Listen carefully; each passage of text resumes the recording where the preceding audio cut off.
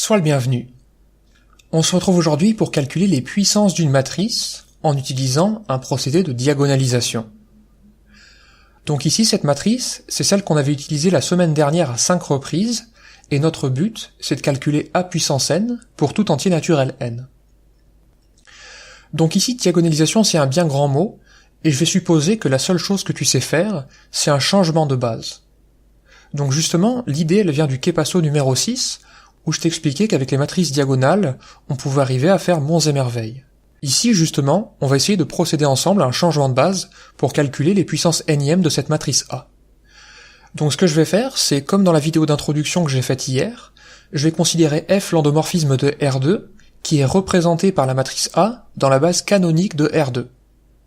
Alors éventuellement, si tu le souhaites, on peut exprimer f de R2 dans R2 comme l'application qui au couple XY associe le couple 2x plus Y, x plus 2Y.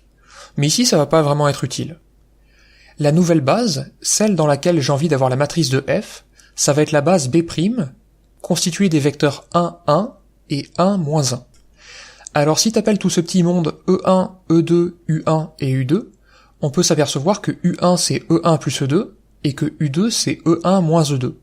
Donc ici on retrouve le thème de somme et différence, qu'on avait vu la semaine dernière à au moins 2 reprises. Donc ici, je vais essayer de réaliser le changement de base sans utiliser la formule de changement de base dans un premier temps, comme je l'ai fait hier. Si je calcule A fois le vecteur 1, 1, ce qui correspond donc à calculer f de U1, j'obtiens 3 fois le vecteur 1, 1. De la même manière, si je calcule A fois le vecteur 1, moins 1, ce qui serait donc l'image de mon deuxième vecteur de base, j'obtiens lui-même. Donc ça c'est le calcul matriciel, et d'un point de vue des endomorphismes, j'obtiens f de U1 est égal à 3U1, et f de U2 égale U2. Donc si on se réfère à l'émission d'hier, l'émission numéro 16, c'est le cas où j'ai de la chance. J'ai aucun système à résoudre, j'obtiens directement f de U1 et f de U2 en fonction de U1 et U2. Ainsi, par la formule de changement de base, que j'utilise non pas pour trouver la matrice, mais que je vais utiliser pour calculer la puissance nième de A, j'ai une relation du type A est égal à P, D, P-1, où P c'est la matrice de passage de la première base dans la deuxième, et D ça va être une matrice diagonale. Alors comment je complète P et D? Toujours colonne par colonne. Par exemple, la première colonne de P va correspondre aux coordonnées de U1 dans la base E1, E2, donc U1 c'est E1 plus E2, donc ici ma première colonne ça va être 1, 1, de même pour U2, et pour la matrice D, eh bien je dois exprimer f de U1 comme combinaison linéaire de U1 et U2, et là aussi j'ai déjà fait les calculs, ce qui me permet de compléter la matrice D comme ceci. Alors maintenant la grande question c'est à quoi ça me sert pour calculer la puissance nième de la matrice A. Eh bien en fait on peut démontrer, par récurrence sur n, que la puissance nième de la matrice A, c'est P fois D puissance n fois P-1.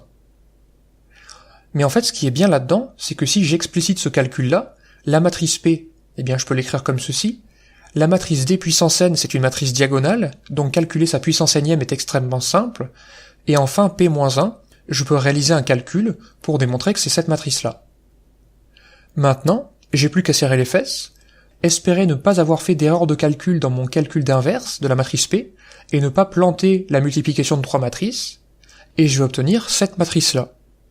Et là, tu retrouves la matrice qu'on avait calculée déjà à 5 reprises la semaine dernière. Alors comme tu le vois ici, si j'arrive à trouver une relation du type A est égal à P, D, P-1, ce qui finalement s'est basé sur la donnée de la base B', j'obtiens facilement, par le calcul de l'inverse de la matrice P et par le calcul d'un produit de 3 matrices, l'expression de A puissance n.